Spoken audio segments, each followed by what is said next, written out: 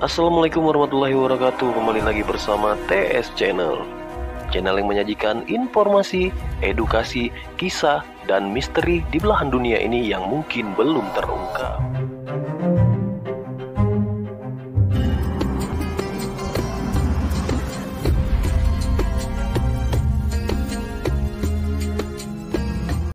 Jadi melalui ayat ini kita dapat memahamkan bahawa hari kiamat itu jelas dan pasti akan berlaku.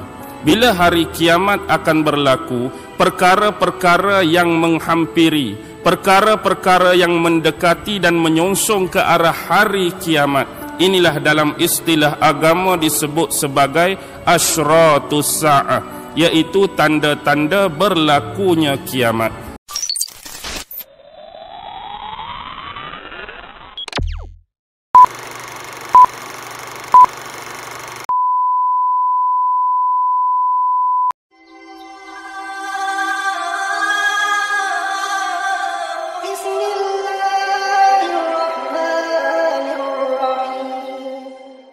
Salah satu tanda akhir zaman ataupun tanda besar kiamat merujuk kepada personaliti satu individu figure yang bernama Imam Al-Mahdi. Sebelum ni saya nak bagi tahu, kalau yang saya dah hurai, yang saya dah syarah di satu surau, iaitu surau WSK, Wila Seri Kenanga Batu Uban, dia mengambil dan memakan masa hampir 7 siri. Tetapi insya-Allah di sini kita tak mau panjang-panjang, jadi kita cuba pendekkan. Dan malam ini adalah salah satu daripada siri-siri tersebut sebagai muqaddimah dan permulaan.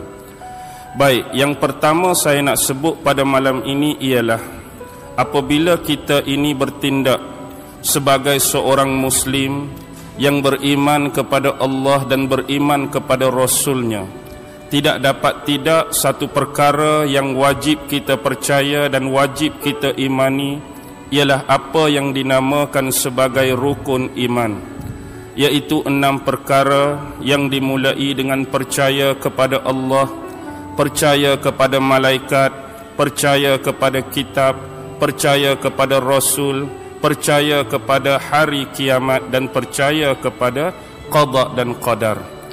Dan di antara keenam kepercayaan dan keimanan atas nama rukun iman tadi, kita ada yang kelima, iaitu percaya dan beriman kepada hari kiamat.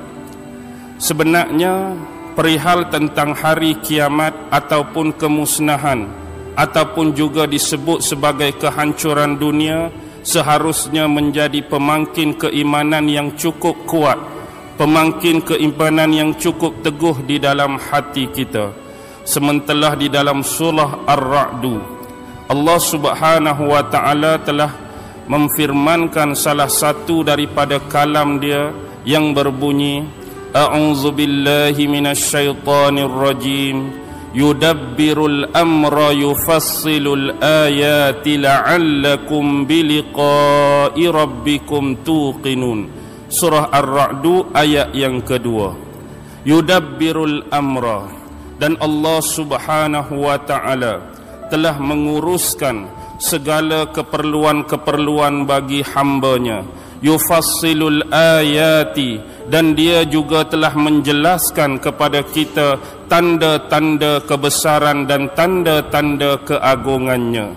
La'allakum biliqa'i rabbikum tuqinun. Mudah-mudahan kita menjadikan sebagai pertemuan dengan Allah itu adalah sesuatu perkara yang pasti, sesuatu perkara yang diimani, sesuatu perkara yang dipercayai. Dengan kata lain, dalam ayat ini merujuk bahawa segala hal-hal yang berlaku, tidak kira atas nama takdir baik, tidak kira atas nama takdir buruk, semuanya jelas dan ditetapkan oleh Allah Subhanahu wa ta'ala dengan ilmu dan keagungannya. Seterusnya Allah juga telah menjelaskan antara tanda-tanda kekuasaannya, dan Allah juga telah menjelaskan tanda-tanda keagungannya.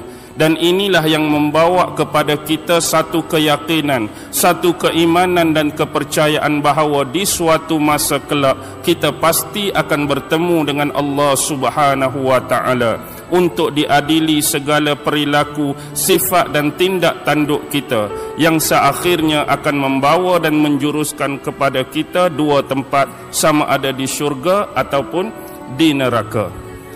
Jadi melalui ayat ini kita dapat memahamkan bahawa hari kiamat itu jelas dan pasti akan berlaku. Bila hari kiamat akan berlaku, perkara-perkara yang menghampiri, perkara-perkara yang mendekati dan menyongsong ke arah hari kiamat, inilah dalam istilah agama disebut sebagai asyratus sa'ah, iaitu tanda-tanda berlakunya kiamat. Bila ada tanda-tanda tertentu nak terjadinya kiamat, ada tanda-tanda tertentu nak berlakunya kiamat, lalu ulama-ulama membahagikan tanda kiamat itu kepada dua bahagian, dua komponen. Yang pertama dikenali sebagai tanda-tanda kiamat yang kecil, dan yang kedua ialah tanda-tanda kiamat yang besar. Walaupun demikian, untuk kita ni senang dan mudah memahami, bila kita nak memperincikan setiap tanda-tanda kecil yang banyak dan kita nak memahamkan dengan sebenar-benar pemahaman tanda-tanda kiamat yang besar, bolehlah saya rumuskan dan rincikan bahawa antara tanda kiamat besar dan kecil itu terbahagi kepada 4 bahagian. Jadi bila saya sebut 4 bahagian malam ini akan lebih mudah memahamkan kita. Jadi daripada 4 ni, yang pertama sampai yang ketiga merujuk kepada tanda-tanda kiamat yang kecil, dan keempat yang terakhir merujuk kepada tanda kiamat yang besar. Tanda kiamat yang kecil yang pertama ialah tanda kiamat kecil yang sememangnya sudah berlaku sebelum ini dan tanda itu sudah berakhir dan tidak akan berulang lagi.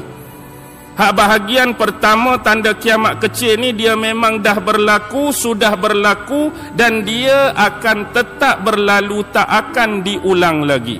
Contoh yang terlibat dengan tanda ini ialah kenabian dan kerasulan Nabi Muhammad sallallahu alaihi wasallam. Bila Nabi Muhammad dilahirkan, bila Nabi Muhammad diangkat menjadi nabi dan rasul, itu adalah sebahagian tanda kiamat kecil. Tetapi bila Rasulullah dah meninggalkan kita, bila Rasulullah dah wafat, tanda itu tak akan berulang lagi.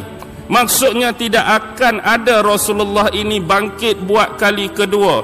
Tidak akan ada the second coming bagi Rasulullah sallallahu alaihi wasallam kecuali menemui dan menjumpainya di padang mahsyar kelak.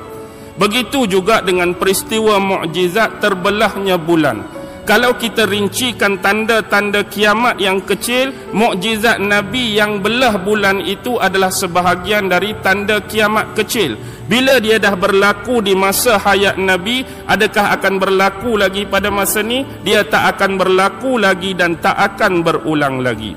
Yang ni ialah contoh tanda kiamat kecil yang dah berlaku dan tak akan berulang lagi. Yang kedua ialah merujuk kepada tanda kiamat kecil yang akan ada, yang akan berlaku, yang akan sering terjadi dan diulang-ulang konsep kejadiannya. Maksudnya benda ni bila muncul dia tak akan berhenti-henti, dia tak akan tamat-tamat sehinggalah dunia ini menuju pengakhiran dia, iaitu kiamat. Sebagaimana kita boleh lihat perkara-perkara dalam konteks yang kedua ini menerusi 40 hadis peristiwa akhir zaman. Kita kata ada sekumpulan manusia iaitu yang diberikan amanah tetapi tidak mampu menunaikan dan menjalankan amanah dia. Bila dia start ada grup macam ni, dia akan berterusan, akan muncul, akan ada sampai hari kiamat. Begitu juga dengan sabda Nabi tentang merebaknya amalan perzinaan. Bila dia start orang berzina, sampai hari kiamat pun tetap akan berlaku perzinaan, akan berulang-ulang. Begitu juga hadis Nabi menyebut tentang akan melatanya amalan amalan riba. Bila start muncul riba, sampai hari kiamat pun riba akan berlangsung dan berlaku. Begitu juga bila Rasulullah menyebut orang perempuan di akhir zaman ni akan pakai pakaian tetapi seumpama telanjang, tetap akan berlaku dan berulang-ulang. Begitu juga ada sekumpulan manusia yang mengaku jadi nabi, tetap akan ada di setiap ketika dan setiap zaman. Jadi itu sebahagian daripada contoh bila dia dah bermula, dia akan terus berlaku dan dia akan berulang-ulang sifat tersebut. Dan dalam konteks yang ketiga ialah tanda-tanda kiamat kecil yang dikatakan masih belum berlaku. Tanda kiamat kecil tapi tak berlaku. Antara dulu yang disebutkan oleh ulama, ni ulama sebut dulu, mungkin sekarang dah berlaku, iaitu akan menjadi kesuburan di kawasan tanah Arab akan jadi subur, dan di sana akan diairi dengan pengaliran-pengaliran tertentu. Maksudnya tanah-tanah yang sebelum ni gersang, tanah-tanah yang sebelum ni tandus, tanah-tanah yang sebelum ni kering di bumi ataupun kawasan Arab tu sekarang akan jadi tanah yang subur dan dibuat saliran-saliran dan pengairan tertentu untuk menyuburkan dia. Mungkin ulama letak benda ni tak berlaku pada zaman mereka dan hari ini benda ni mungkin dah berlaku. Baik, dan yang keempat inilah yang menjadi sasaran kepada kita malam ini, iaitu perkara-perkara yang melibatkan tanda kiamat besar. Bila sebut tanda kiamat besar, ramai di antara kita malam ni yang mungkin ada depan saya hadirin dan hadirat yang dah hafal antara 10 tanda kiamat besar. Tetapi yang paling dominan di antara ke-10 tersebut ialah 4 benda yang ditunggu-tunggu kedatangannya, iaitu yang pertama merujuk kepada kedatangan Dajjal. Yang kedua, kedatangan Imam Al-Mahdi yang menjadi tajuk dan topik utama malam ini. Yang ketiga, turunnya Nabi Isa alaihi salam, dan yang keempat keluarnya Ya'juj dan Ma'juj. Inilah 4 yang paling dominan dan sering dibicarakan di kalangan bukan sahaja masyarakat awam, lebih jauh dia ini dibahaskan dan diperdebatkan di kalangan ulama-ulama dan cendekiawan Islam. Jadi bila kita dah didepani dengan hal-hal tersebut dan benda ini amat memudahkan bagi kita untuk memahaminya, sekarang timbul persoalan-persoalan. Perlu tak kita nak mengenal? Perlu tak kita nak memaham? Perlu tak kita nak mengetahui hal ehwal yang berkaitan dengan tanda-tanda akhir zaman? Apa keperluan tahunya benda ni pada kita? Apa keperluan tahu dan faham benda ni pada kita? Apa perlunya tahu, faham dan mengerti benda ni pada kita? Jadi yang paling penting saya akan mendatangkan beberapa dalil. Antaranya termasuk ialah yang pertama yang menjadi rukun iman kita ialah beriman kepada Allah dan beriman kepada Rasul. Sebab apa yang ni jadi paksi? Sebab apa yang ni jadi base? Sebab segala tanda-tanda hari kiamat, baik yang kecil maupun yang besar, datang daripada dua sumber ini. Datang daripada keimanan kita pada Allah dan keimanan kita pada Rasul. Sebagaimana yang disebutkan di awal surah Al-Baqarah. Alif Lam Mim. Zalikal kitabu la raiba fih hudal lil muttaqin alladzina yu'minuna bil ghaib. Zalikal kitab, itulah kitab yang dinamakan sebagai Al-Quran, yang tidak ada sedikit pun keraguan padanya, yang dia ni dapat memberikan hidayah dan petunjuk bagi orang-orang yang bertakwa. Apa tagline orang yang bertakwa? Iaitu orang-orang yang beriman dengan perkara-perkara yang bersifat ghaib. Yang kita sebut 4 paling dominan tadi sudah nyata atau jelas depan kita atau belum muncul? Imam Mahdi dah jumpa tak? Belum lagi. Dajjal dah keluar tak? Belum lagi. Nabi Isa dah turun tak? Belum lagi. Ya'juj Ma'juj dah keluar ke? Wallahu a'lam.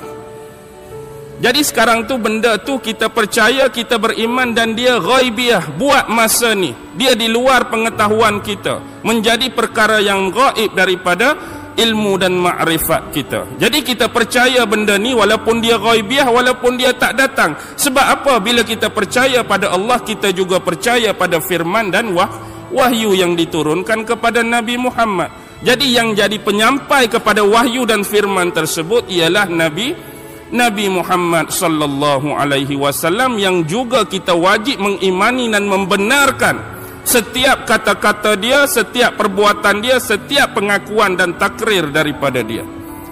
Dan yang kedua ialah kita ni beriman kepada yang kita sebut awal tadi, iaitu beriman kepada hari kiamat yang nombor 5. Dalam hadis Nabi dengan Jibril disebutkan, an tu'minu billahi wa malaikatihi wa kutubihi wa rusulihi wal yaumil akhir wa tu'mina bil qadari khairihi wa syarrih.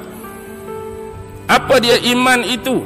Iman itu ialah beriman kepada Allah, beriman kepada malaikat, beriman kepada kitab rasulnya, hari kiamat dan qadarnya. Ketentuannya sama ada yang baik ataupun ketentuan qadarnya sama ada yang buruk. Jadi bila kita dah beriman kepada hari kiamat, inilah yang jadi paksi kepada kita untuk meyakini tentang keberadaan munculnya 4 kumpulan ataupun 4 individu yang dighaibkan daripada mata dan ilmu kita sekarang. Seterusnya, yang menjadi paksi kepada kekuatan benda-benda tersebut inilah dapat mengukuhkan keimanan, dapat mengukuhkan kepercayaan, dapat mengukuhkan keyakinan kita kepada Allah dan perkara-perkara yang terlibat dengan rukun iman yang 6 tadi.